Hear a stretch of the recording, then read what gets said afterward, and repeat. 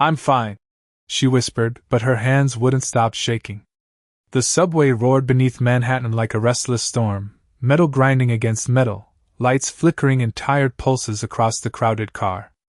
Emily Carter stood near the pole, one arm wrapped tightly around her baby boy, Noah, his tiny face pressed against her shoulder, his soft whimpers barely audible over the noise.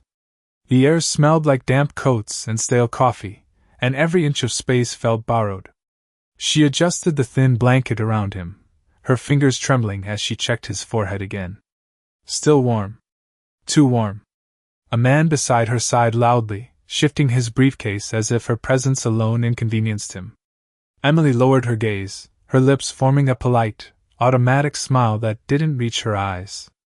I'm fine, she said again, this time to no one in particular, as if repeating it enough times might make it true. Across from her, seated in a dark navy coat that looked effortlessly expensive, Daniel Hayes watched quietly. He hadn't meant to notice her. He rarely noticed anyone on his commute. But something about the way she held herself, like she was bracing against an invisible weight, kept pulling his attention back. Her shoes were worn at the edges, the kind that had walked too many miles without complaint. Her coat was too thin for the late November chill, its sleeves slightly frayed. And yet, there was a quiet dignity in the way she stood, refusing to crumble even as the world pressed in. The train lurched suddenly, throwing bodies forward in a ripple of imbalance. Emily's grip slipped for just a second. It was enough. Her foot caught awkwardly against the rubber floor, and her body tilted, instinctively curling around Noah as if she could shield him from everything. Daniel was already moving before the moment fully formed. His hand steadied her arm, firm but gentle, grounding her without force. Careful, he said softly, his voice calm, almost lost beneath the noise. For a brief second, their eyes met. Hers were glassy, rimmed with exhaustion, carrying a kind of quiet panic she was trying desperately to hide. She nodded quickly, pulling back just enough to create distance. Thank you, she murmured, adjusting Noah again as if nothing had happened. I'm fine. Daniel didn't reply. He simply studied her for a moment longer, then made a decision that surprised even himself. At the next stop, when a few passengers shuffled off, leaving a narrow space on the bench, he stepped forward and sat down, right beside her. Not across. Not at a distance. Beside her. Close enough that she could feel a presence, but not so close it demanded anything. He didn't ask questions. Didn't offer advice. Didn't even look directly at her again. He just sat there, steady and quiet, like an anchor in the chaos. The train surged forward again, the lights flickering briefly before stabilizing. Around them, conversations resumed, phones lit up, life continued without noticing the small shift that had just occurred. Emily hesitated, her shoulders still tense, as if expecting something, judgment, perhaps, or intrusion. But none came. Only silence. A different kind of silence. One that didn't accuse. One that didn't rush her to explain. Noah let out a soft cry, his tiny fingers curling weakly against her coat. Emily closed her eyes for half a second, her breath catching before she forced it steady again. Hey, she whispered to him, brushing her cheek gently against his head. We're okay. But her voice cracked on the last word. Daniel heard it. He didn't turn. Didn't react in any obvious way. But something in his expression shifted, almost imperceptibly. His hand rested loosely on his knee, fingers still, controlled. Years ago, in a different life, he had heard that same tone before, the quiet fracture beneath forced strength. The kind people used when they had no one left to fall apart in front of. The train announcement crackled overhead, barely understandable through the static. Emily glanced toward the map above the doors, her eyes scanning quickly, calculating time she didn't have. Hospital. She needed to get there. Soon. Her grip tightened around Noah as another wave of heat radiated from his small body. For a moment, she swayed again, not enough to fall, but enough to reveal the exhaustion she could no longer fully hide. And still, she said nothing. Still, she held everything in. Beside her, Daniel remained exactly where he was. Silent. Present. Unmoving. As if he understood something she hadn't said out loud. As if he knew that sometimes, the most powerful way to help was simply not to leave. The train slowed as it approached the next station, the brakes screeching softly beneath the hum of tired conversations and glowing phone screens. And for a moment everything felt suspended between motion and stillness as Emily shifted Noah slightly in her arms, adjusting the blanket that had slipped down to reveal his flushed cheeks. Her fingers brushing his skin again as if hoping the warmth would disappear under her touch, but it did not, and her breath caught just a little sharper this time. Before she swallowed it down, forcing her expression back into something controlled, something acceptable, because breaking down here was not an option, not in front of strangers who already looked at her like she was a problem to be tolerated rather than a person to be understood, and beside her Daniel remained quiet but attentive. His gaze unfocused in a way that suggested he was not looking at anything in particular yet missing nothing at all as he noticed the subtle change in her breathing. The way her shoulders tightened with each passing second, the way she kept checking the baby as if time itself was running out, and when the train doors slid open with a soft chime a few more passengers stepped off, creating just enough space for the air to feel less suffocating but not enough to ease the tension wrapped tightly around her, and Emily glanced toward the digital map again, counting silently, calculating distance. Measuring hope in stops remaining instead of minutes because minutes felt too uncertain, too fragile to rely on. And Noah let out a weak cry that barely rose above the mechanical rhythm of the train, yet it cut through her like something much louder, as she instinctively rocked him, her voice dropping into a soft whisper meant only for him even though it trembled at the edges. "We are almost there, baby, just a little longer." And the words sounded more like a promise she was trying to convince herself to believe, and Daniel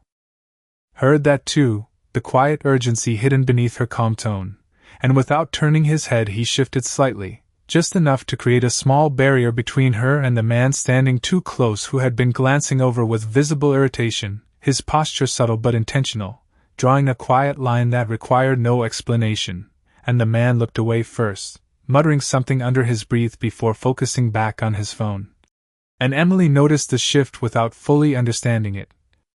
Only that the pressure around her seemed to ease by a fraction, enough for her shoulders to drop just slightly as if her body recognized safety before her mind could process it, and she exhaled slowly, the kind of breath that had been held too long, and for a few seconds there was nothing but the steady motion of the train and the faint hum of fluorescent lights above, and then Daniel finally spoke again, his voice low and even, careful not to startle her or break the fragile quiet that had settled between them. "How many stops until you get there?" he asked. Not as a demand but as an offer, something she could choose to accept or ignore, and Emily hesitated, her instinct to deflect rising immediately as it always did, the automatic shield she had built over months of handling everything alone, but something about the way he asked, without pressure, without expectation, made it harder to retreat behind the same answer. And she glanced at the map once more before answering softly. 3 more. Her voice barely above a whisper, and Daniel nodded once, absorbing the information without adding anything unnecessary, as if 3 stops meant more to him than just distance, as if it was something he was already planning around, and Emily shifted again, her arm beginning to ache from holding Noah so tightly, but she did not loosen her grip, could not risk it, and the train surged forward once more, carrying them deeper into the city, deeper into whatever came next, and for the first time since she stepped onto that train she did not feel entirely alone. Not because anything had been fixed or solved, but because someone had chosen to stay without asking her to explain why she needed it, and that quiet choice began to change something she had been holding on to for far too long. The train jolted again as it pulled out of the next station, the lights flickering briefly before settling into a steady glow, and Emily felt the seconds stretching thinner with each passing moment as Noah shifted restlessly in her arms, his small body pressing closer, as if instinctively seeking comfort she was no longer sure she could fully give, and she adjusted her grip once more, ignoring the dull ache building along her wrist and shoulder, because letting go was not an option, not now, not when she could feel the heat of his skin through the thin layers of fabric, and her eyes flickered back to the overhead map again, counting without meaning to, 2 stops left, Just two, and yet it felt impossibly far away, like something that kept moving further the closer she tried to reach it, and beside her Daniel remained still but present, his attention no longer drifting but focused now, sharper. As if something had shifted in his mind the moment she answered him earlier, as if 3 stops had turned into a silent countdown he had already committed to seeing through, and he glanced briefly at the reflection in the darkened window across from them, watching her indirectly, noticing the way her breathing had grown more uneven, the way she pressed her lips together every few seconds as if holding something back that threatened to surface, and then Noah let out a softer, weaker cry than before. One that did not demand attention but quietly revealed it needed it, and Emily's composure cracked just slightly at the edges, her voice dropping into a whisper that trembled despite her effort to steady it. "Please, baby, just hold on." And the words were so quiet they might have been lost entirely if not for how closely Daniel was listening, and this time he did not wait as long, because something in that tone was not just exhaustion, it was urgency wrapped in restraint, and he turned his head just enough to speak without overwhelming her, his voice still calm but carrying a subtle firmness beneath it. "Which hospital?" he asked gently, not as a question that demanded explanation but as one that assumed movement forward, and Emily hesitated again, the instinct to protect herself rising sharply, but it was weaker now, worn down by the weight of everything she had been carrying alone, and she swallowed before answering, her voice barely steady. "St. Mary's on 3rd Avenue. And Daniel nodded once, as if confirming something already decided, and his hand moved subtly toward his coat pocket, his fingers brushing against his phone before pausing, because timing mattered, because pushing too soon might make her retreat again, and the train surged forward, the rhythm of the tracks echoing beneath them like a steady pulse, and around them the world continued in its usual indifference, conversations rising and falling, someone laughing at something on their screen, another person scrolling past headlines that did not include this moment, did not include her. Did not include the quiet tension that filled the small space between two strangers who were no longer entirely strangers, and Emily shifted again, her knees weakening just slightly as fatigue crept deeper into her body, and for a second her balance faltered, subtle but real, and without hesitation Daniel adjusted his position closer, not touching her this time but close enough that if she leaned even slightly she would not fall, creating a presence that required no permission yet offered quiet support, and she felt it. The steadiness beside her, the absence of judgment, the absence of expectation, and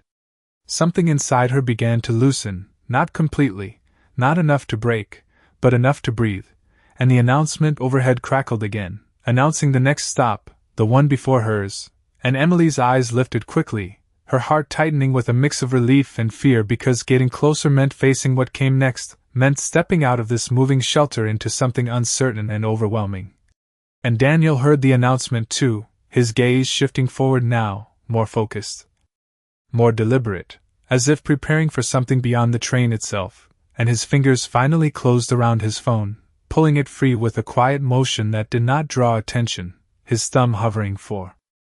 just a second before he unlocked the screen, and he did not look at her when he did it, did not break the fragile balance that had formed, but his actions were no longer passive, no longer just observation, because 2 stops had become 1, and 1 meant there was no more time to wait.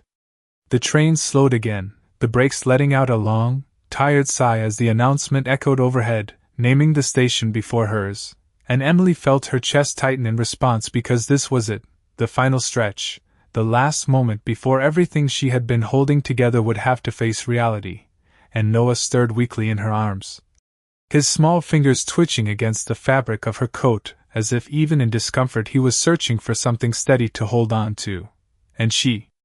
pressed her cheek gently against his head, her eyes closing for just a second longer than before as she drew in a breath that did not quite fill her lungs, and beside her Daniel glanced down at his phone, the screen casting a faint glow against his hand as his thumb moved quickly but precisely, typing a short message that carried more urgency than his expression revealed, his posture unchanged, his presence still calm, as if nothing had shifted. Yet everything had, and he lifted the phone slightly, bringing it closer as he listened, the faint sound of a voice on the other end barely audible beneath the hum of the train, and he spoke quietly, his tone controlled. "St. Mary's, third entrance, 5 minutes." And then he paused, listening, before adding, "No delays?" And the call ended as smoothly as it began, the phone disappearing back into his coat pocket as if it had never been there at all. And Emily did not notice, not fully, her focus narrowing to the rhythm of her steps she had not yet taken, the path she would have to move through once those doors opened, the distance from the station to the hospital entrance stretching in her mind like something far greater than a few city blocks. And the train doors slid open with a soft chime, a wave of passengers shifting again as some exited and others entered, and for a moment the cold November air slipped inside, brushing against her face, sharp and real, pulling her back into the present, and she adjusted her hold on Noah once more, her arm trembling now despite her effort to steady it, and she shifted her weight, preparing to stand, but her body hesitated, fatigue catching up faster than she could push it away, and Daniel noticed immediately, his hand moving again, not to take control but to offer balance. His voice low and steady as he spoke just enough to anchor her without overwhelming her. "Take your time." And something in the way he said it made the moment feel less urgent even though nothing about their situation had changed, and she nodded slightly, her movements slower but more deliberate now as she rose carefully, adjusting Noah against her chest as she found her footing, and the train doors began to close again, carrying them forward to the final stop, the last one she needed, and Emily glanced at the map one last time even though she already knew, one stop. Just one, and yet her heart raced as if she were about to step into something far more uncertain than a hospital visit, because this was the moment where she would have to ask for help, truly ask, not just whisper reassurances to herself that everything would somehow work out, and that thought alone made her chest tighten again, her pride and fear tangling together in a quiet struggle she had been fighting for far too long, and beside her Daniel stood as well, not ahead of her, not leading, but close enough that his presence remained within reach. Steady and unspoken, and as the train moved once more, carrying them into that final stretch, the silence between them returned, but it was no longer empty, no longer uncertain, it carried intention now, something quiet and deliberate, something that had already begun to move ahead of them, waiting just beyond the station doors where either of them had yet stepped, but where everything was about to change. The final station announcement came through clearer this time, the name echoing across the subway car as the train began to slow with a steady, deliberate motion, and Emily felt her heartbeat rise in response, not from the noise or the movement but from what waited beyond the doors, the moment where everything she had been holding together would have to be faced without delay, and she tightened her hold on Noah, adjusting the blanket again even though it did little to change the warmth radiating from his small body, and her eyes fixed on the doors as if staring long enough might make them open faster, might close the distance between where she was and where she needed to be, and beside her Daniel stood quietly. His posture relaxed but his attention fully present, watching not just her but the timing, the rhythm of the train, the subtle cues that signaled what would happen next, and as the train came to a complete stop the doors slid open with a soft mechanical sigh, releasing a rush of movement as passengers began to exit, the flow of bodies shifting around them in practiced routine, and Emily stepped forward carefully, her legs steady but heavy, her focus narrowing to each step as she moved toward the platform. And the cold air hit her immediately, sharper than before,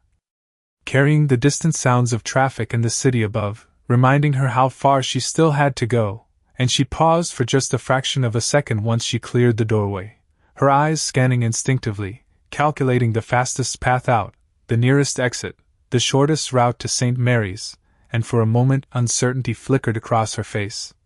Not because she did not know where to go but because every direction felt longer than she could afford, and Daniel stepped off just behind her,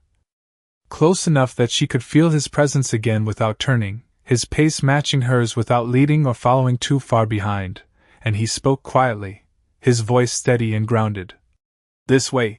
And he gestured subtly toward the nearest exit, not commanding, not assuming, just offering direction with quiet certainty, and Emily hesitated for a brief second before nodding, trusting the simplicity of the gesture more than she expected to, and they moved together through the station, the sound of their footsteps blending with the echo of others, the overhead lights casting long reflections across the tiled floor, and Noah stirred again, his soft cry barely audible but enough to tighten Emily's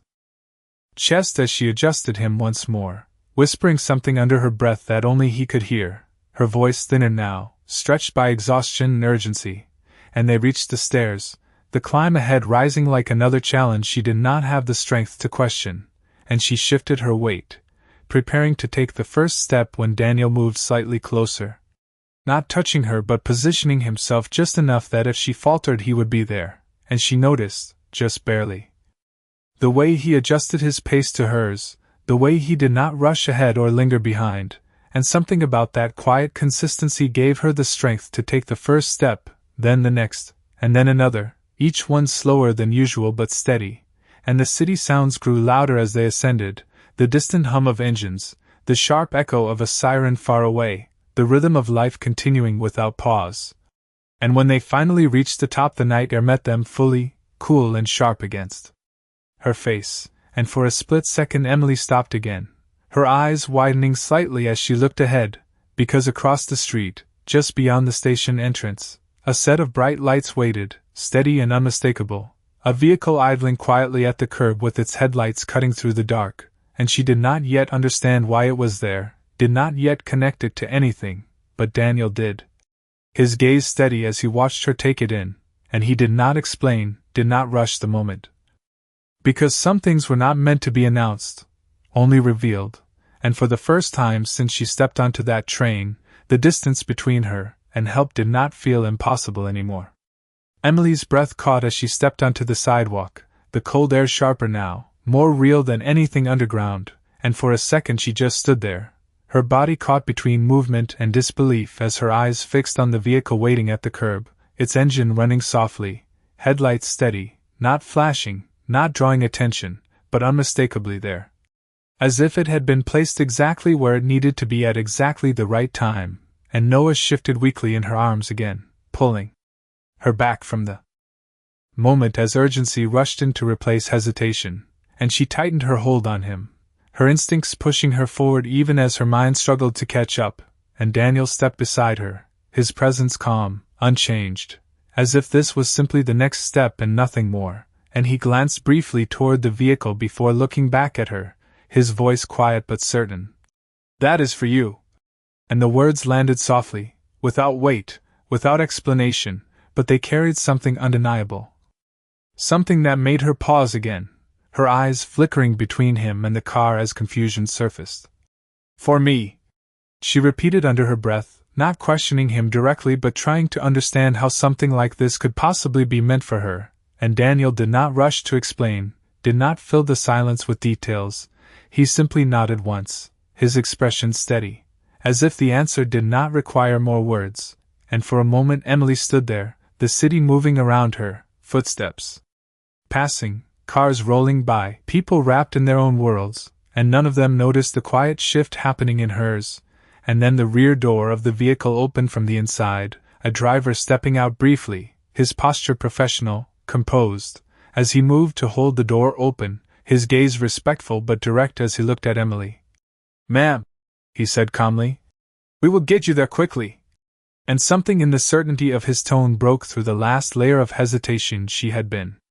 holding on to, not because she fully understood,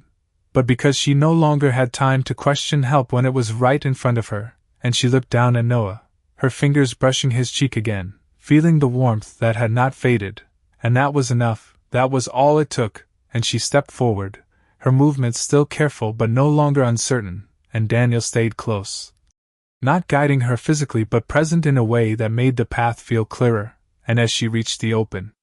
door she hesitated just one more time, her eyes lifting toward him, searching, not for permission but for something she could not quite name, and he met her gaze with the same quiet steadiness he had carried from the beginning, and there was no pressure in it, no expectation, just a simple reassurance that she was not stepping into something alone, and she nodded slightly, more to herself than to him, before carefully stepping into the vehicle, adjusting Noah against her chest as she settled into the seat, the warmth inside wrapping around them instantly, a stark contrast to the cold outside, and the door closed softly behind her, sealing the moment, and for the first time that night she allowed herself to exhale fully, her shoulders dropping as the tension she had been holding began to loosen just enough to breathe, and outside Daniel remained where he was for a second longer, watching the door close, his expression unchanged but his eyes focused, ensuring the transition was complete, and then he moved as well, stepping around to the other side and entering the vehicle without hesitation, and as the car pulled away from the curb, merging smoothly into the flow of traffic, Emily sat there in quiet disbelief, her mind still trying to catch up with what had just happened, while beside her Daniel remained silent, his presence as steady as it had been from the beginning, as if none of this required explanation, as if helping her was never a question, only a decision he had already made. The car moved smoothly through the city streets, the hum of the engine soft and controlled, so different from the chaos of the subway that it almost felt unreal, and Emily sat there for a moment without speaking, her body slowly adjusting to the sudden stillness around her, the warmth inside the vehicle wrapping around her and Noah like something unfamiliar yet deeply needed, and she shifted slightly in her seat, adjusting him again as his small body pressed closer, his breathing uneven but quieter now, and her fingers brushed gently across his cheek as if to reassure herself that he was still there, still holding on, and for a few seconds she just watched him, her eyes softening despite the worry that had not left her, and beside her Daniel remained silent, giving her that space without interruption, his posture relaxed but attentive, his gaze occasionally shifting toward her, and then out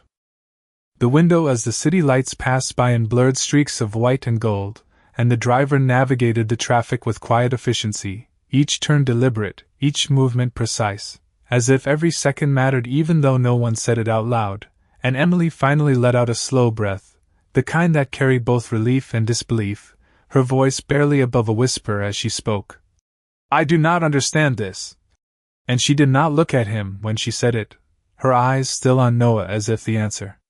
might somehow be found there instead of in the man sitting beside her. And Daniel turned his head slightly, his expression calm, unchanged, and for a moment it seemed like he might not answer at all, like he would let the silence hold instead, but then he spoke, his tone steady, almost simple. "You needed to get there." And the words were so direct, so free of complication that they settled into the space between them without resistance, and Emily blinked, her brow tightening slightly as she processed it. Because it was not an explanation, not really, it did not answer how or why, but it answered something deeper, something she had not expected, and she swallowed quietly, her voice softer now, more vulnerable than before. "People do not just do this."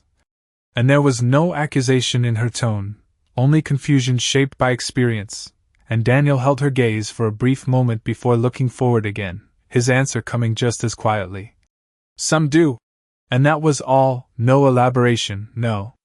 attempt to justify or impress, just a statement that existed on its own, and Emily felt something shift inside her again, something small but real, like a door that had been closed for too long finally opening just enough to let light through, and she looked down at Noah again, her thumb moving gently along his tiny hand, her thoughts racing but her body beginning to slow, to trust the movement of the car, the direction it was taking. And outside the city continued without pause, traffic lights changing, pedestrians crossing, the rhythm of life moving forward as it always did, but inside the car time felt different, quieter, more focused, and the hospital sign appeared in the distance, its bright letters cutting through the night, growing closer with each passing second, and Emily's breath caught again, not from fear this time but from the weight of what came next, the moment she would have to step out and ask for help, real help, not just hope for it, and the car slowed as it approached the entrance, pulling smoothly toward the curb where the lights were brighter, where the doors opened automatically to welcome those who needed them most. And before the car fully stopped, Daniel spoke again, his voice low but certain. "They are ready for you."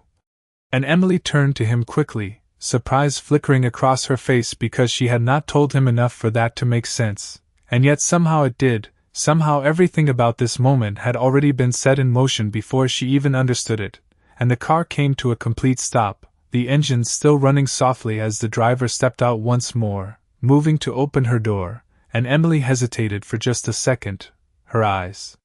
meeting Daniel's again, searching, questioning, but finding only that same steady presence she had felt from the beginning, and she nodded slightly, more certain now than she had been all night, before stepping out into the bright hospital lights, carrying Noah with her as the doors opened ahead, and for the first time since she whispered those words on the train, she did not say them again, because she no longer needed to pretend. The bright automatic doors slid open with a soft mechanical hum, and Emily stepped inside, the warmth of the hospital wrapping around her instantly. Different from the car, different from the train, this was a warmth filled with urgency and purpose, and for a brief second she hesitated just past the entrance, as the smell of antiseptic and the quiet rhythm of activity grounded her in a reality she could not delay any longer. And before she could even take another step, a nurse approached quickly, but calmly, her expression focused yet reassuring, as if she had been expecting this exact moment. "Emily Carter," she said gently, not asking but confirming, and Emily's eyes widened slightly in surprise, her voice catching as she nodded. "Yes." And the nurse stepped closer without hesitation, her gaze shifting immediately to Noah, her hands moving with practiced care as she spoke softly. "We are ready for him, you are in the right place." And something in those words broke through the last layer of fear Emily had been holding on to, not because everything was suddenly okay, but because she no longer had to face it alone, and she followed without question as the nurse guided her forward, her steps quicker now, more certain, the hallway stretching ahead under bright lights that reflected off polished floors, and the sounds around her blurred into something distant, voices, footsteps, distant beeping, all fading behind the singular focus of getting Noah the help he needed. And just before they turned the corner, Emily glanced back instinctively, her eyes searching for the one steady presence that had brought her here, and Daniel stood near the entrance, not following too closely, not inserting himself into a space that was no longer his to lead, his posture calm, his gaze steady, and for a brief moment their eyes met again, and in that silent exchange something unspoken passed between them, gratitude, relief, something deeper that did not need words, and he gave the smallest nod, a quiet reassurance that she could go forward, and she did, turning back without hesitation as she followed the nurse through the double doors that closed softly behind her, separating one moment from the next, and inside the room the lights were brighter, the air cooler, and the movement more focused as another nurse stepped in, speaking gently as she helped Emily settle Noah onto the bed, her hands careful, precise, explaining each step in a calm voice that made everything feel manageable even when it was not, and Emily stayed close, her hand never leaving his, her fingers brushing lightly against his as if that connection alone could hold him steady, and questions were asked, simple ones. Name, age, symptoms, each answer coming quickly now, her voice still soft, but no longer trembling the same way, because the weight she had been carrying alone had begun to shift, spreading across people who knew what to do, who moved with purpose instead of uncertainty, and time seemed to move differently inside that room, faster and slower at once, seconds stretching while minutes disappeared, and through it all Emily stayed focused on Noah, watching every movement, every expression, holding on to each small sign that things were moving forward. And outside the room, beyond the closed doors, Daniel remained in the hallway, his hands resting loosely at his sides, his expression unchanged but his attention fixed, not on the passing staff or the quiet conversations around him, but on the space beyond those doors, waiting without impatience, without expectation, as if this moment was not something he needed to control, only something he needed to stay for, and for the first time that night, the silence around him felt different too, not empty, not uncertain, but complete in a way that did not require anything more. Time moved in fragments inside the room, measured not by minutes but by quiet instructions, soft footsteps, and the steady rhythm of trained hands working with calm precision, and Emily stood close, her fingers still wrapped around Noah's tiny hand as if letting go would somehow break the fragile thread holding everything together, and she watched every movement, every adjustment, every glance exchanged between the nurses as they worked. Her breath shallow but steady now, no longer trapped in panic but suspended in something more focused, more controlled, and a doctor entered moments later, his presence calm but purposeful, his voice low and reassuring as he introduced himself, though Emily barely caught his name, her attention fixed entirely on what he was doing rather than what he was saying, and he examined Noah carefully, his movements practiced and efficient. Asking a few more questions in a tone that did not rush her yet did not leave room for hesitation, and she answered as clearly as she could, her voice steadier now, grounded by the fact that something was finally being done, that she was no longer standing still in uncertainty. And after a few moments the doctor nodded slightly, a small gesture that carried more weight than any explanation, and he spoke in a calm voice. "We are going to take care of him. You brought him in at the right time." And the words settled over her like something she had been waiting to hear without realizing it, not a promise, not a guarantee, but something close enough to hope that it steadied her in a way nothing else had all night, and she closed her eyes briefly, her shoulders dropping just a fraction as she exhaled a breath she had been holding for far too long, and when she opened them again her focus returned immediately to Noah, her thumb brushing gently against his hand, grounding herself in the small, familiar connection that had carried her through everything, and the nurses continued their work with quiet efficiency, adjusting equipment, checking readings, moving with a rhythm that felt almost rehearsed yet deeply human, and Emily stayed close, her presence constant, her voice soft as she spoke to him under her breath, words meant only for him. Words that did not need to be heard to be felt, and outside the room the hallway remained calm, the distant sounds of the hospital continuing as they always did, and Daniel stood where he had been, his posture unchanged, his attention steady, and though he could not see what was happening inside, he did not need to, because he knew enough, he understood the space between action and outcome, the quiet waiting that came after doing everything that could be done, and he remained there without checking his watch. Without reaching for his phone, his presence anchored to that moment with a stillness that matched the weight of it, and a nurse passed by him briefly, offering a small, polite nod before continuing on, unaware of who he was, unaware of the role he had played in bringing someone here, and he did not correct her, did not draw attention, because none of that mattered, and time stretched again, minutes passing in quiet succession until finally the door opened, and Emily stepped out slowly. Her movements careful but no longer rushed, and her eyes found him almost immediately, and there was something different in them now, something softer, something steadier, and she held his gaze for a moment before speaking, her voice quiet but clear. "They said he is going to be okay, and—" The words carried a fragile relief, one that had not fully settled yet but was strong enough to be believed, and Daniel nodded once, the same calm acknowledgement he had given her before, but this time it held something more, not just understanding but a quiet confirmation that the path they had taken had led exactly where it needed to, and Emily stood there for a moment longer. Her hand still lightly curled as if she could still feel Noah's fingers in hers, and for the first time that night she allowed herself to stand still without fear of what might happen next, because for now, for this moment, everything that mattered had finally begun to fall into place. Emily remained standing in the hallway for a moment after speaking, as if the words she had just said needed time to settle into something real, and her hand slowly lowered to her side, the faint memory of Noah's grip still lingering in her fingers, and for the first time that night her shoulders were no longer tense, no longer bracing against something unseen, but resting in a quiet, fragile calm that she had not felt in weeks.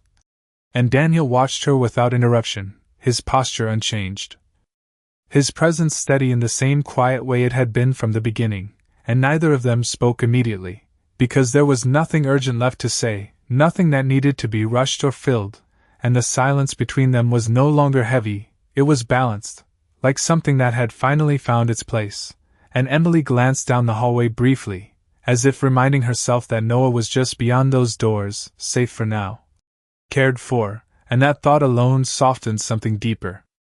inside her, something that had been locked tight for far too long, and when she looked back at Daniel there was a different expression in her eyes, something clearer, something more certain, and she spoke again, her voice quiet but steady. "I never even asked your name." And the words carried a small hint of disbelief, as if she had only just realized how much he had done without ever asking for anything in return, and Daniel's expression shifted just slightly, not into a smile exactly, but into something warmer, something more human, and he answered simply, "Daniel." And he did not add anything more, did not attach a title or explanation, just a name, given as quietly as everything else he had offered that night, and Emily nodded slowly, repeating it under her breath as if grounding it in memory. Daniel! And for a moment she seemed unsure what to say next, her instinct to thank him held back by the fact that no words felt large enough to match what had just happened, and she let out a small breath, almost a quiet laugh, not from humor but from the release of tension she no longer needed to carry. I do not know how to thank you, she admitted, her voice softer now, more open than it had been at any point before, and Daniel shook his head gently, the movement small but firm. You do not have to, he replied, and the simplicity of it made her pause again, because it was not modesty, it was not dismissal, it was something else entirely, something that did not expect acknowledgement because it had never been done for recognition in the first place, and Emily studied him for a second longer, as if trying to understand how someone could exist in such a quiet way and still change everything around them, and before she could respond a nurse stepped out from the room again, her expression calm and reassuring as she approached Emily. You can come sit with him now, she said gently, and Emily turned immediately, her focus shifting back to Noah without hesitation, and she nodded quickly, her voice filled with quiet relief. Thank you? And she glanced back at Daniel one more time, her eyes holding his for just a second longer than before, as if memorizing something she could not yet fully define, and then she stepped toward the door, following the nurse back inside, her movements no longer rushed but purposeful, grounded in the knowledge that she had made it where she needed to be, and the door closed softly behind her once again, leaving Daniel alone in the hallway, and he remained there for a moment longer, his gaze fixed on the door, his posture still, as if ensuring that everything had truly settled into place, and then he exhaled quietly, the smallest release of breath, before turning slightly, his attention shifting back to the world beyond that moment, not because he was leaving something unfinished, but because what needed to be done had already been done, and sometimes that was enough. The room felt quieter than before, not because the sounds had disappeared but because Emily no longer heard them the same way, her focus drawn entirely to Noah as she sat beside the bed, her hand resting gently against his, feeling the faint movement of his fingers as if it was the only thing anchoring her to the moment, and the machines beside him hummed softly, steady and consistent. No longer alarming but reassuring in their rhythm, and she leaned slightly closer, her voice barely above a whisper as she spoke to him, words simple and soft, meant only for him to hear even if he could not fully understand them. I am here, baby, I am right here. And the tension in her chest eased just a little more with each breath, with each passing second that did not bring new fear, and outside in the hallway Daniel had begun to walk away, his steps unhurried, his posture calm, as if the weight of the night had already been set down, and he moved through the hospital corridors without drawing attention, just another figure passing through, unnoticed and unremarkable to anyone who did not know the quiet impact he had already made, and he reached the main lobby where the lights were softer, the pace slower, and he paused briefly near the exit, his gaze drifting toward the glass doors that separated the hospital from the city beyond, and for a moment he stood there,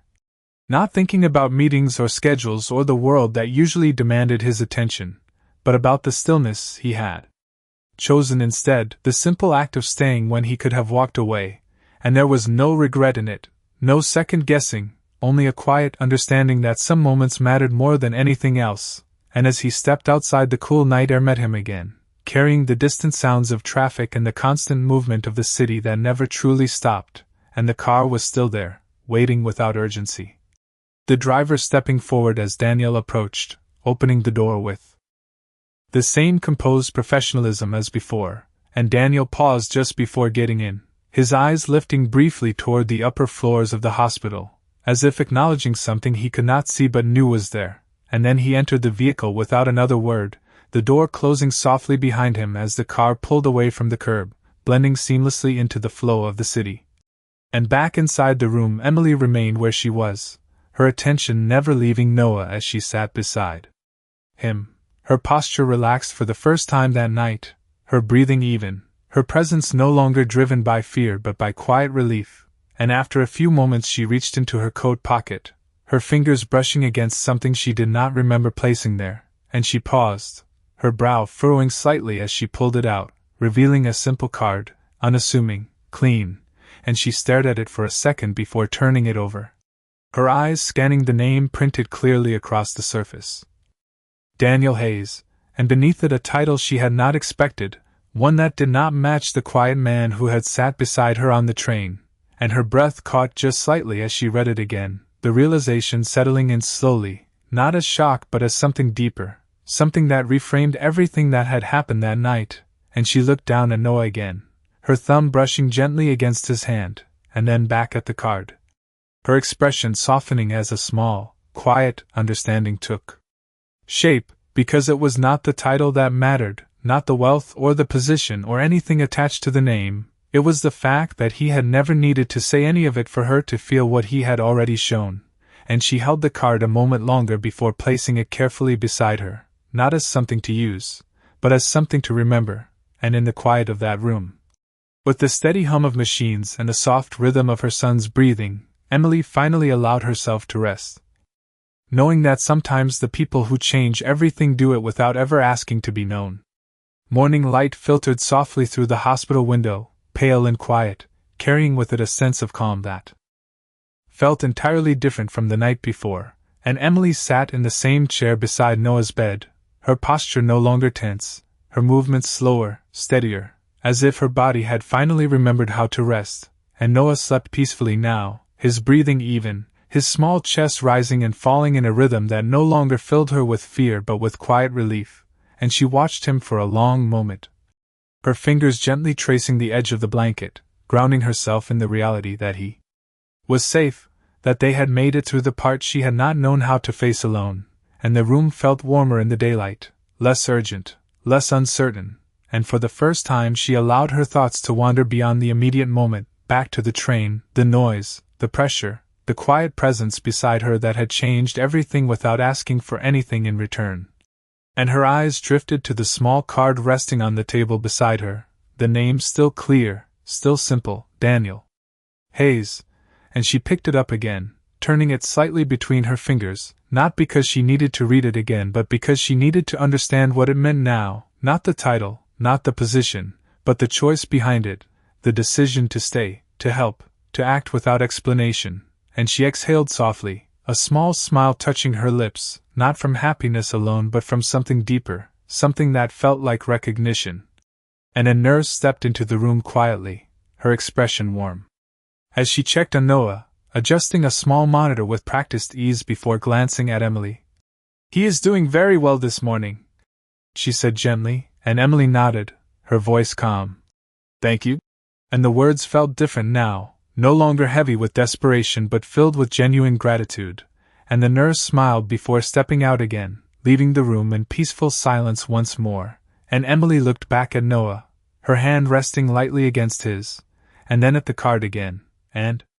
for a moment she considered what it would mean to call, to reach out, to step beyond this moment and into something unknown, but she did not move, not yet, because some things were not meant to be rushed. Some connections were not defined by what came next but by what had already happened, and she placed the card back on the table, her fingers lingering for just a second before letting go, and she leaned back in her chair, her eyes softening as she watched her son sleep, her mind no longer racing ahead but resting in the quiet certainty of the present, and outside the window the city moved as it always did, cars passing, people walking,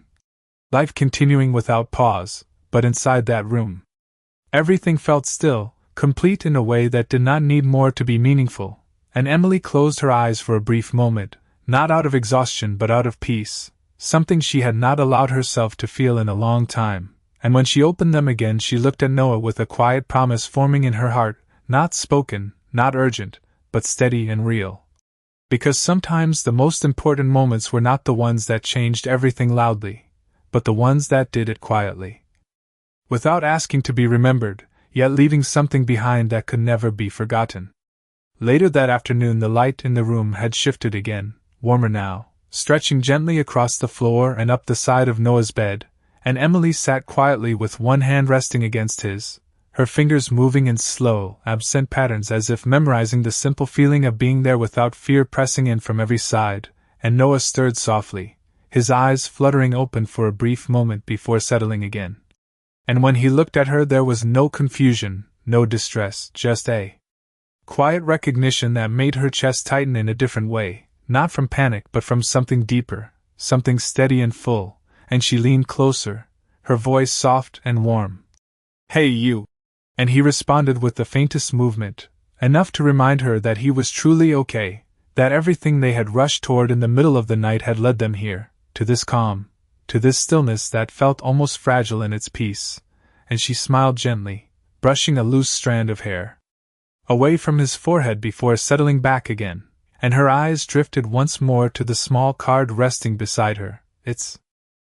presence quiet but constant, like a question that did not demand an answer, and she reached for it again, not with urgency this time but with intention, turning it over in her fingers as she let out a slow breath, and after a moment she stood, moving carefully so as not to disturb Noah, and walked toward the window, the city stretching out beyond the glass, alive and moving just as it had the night before.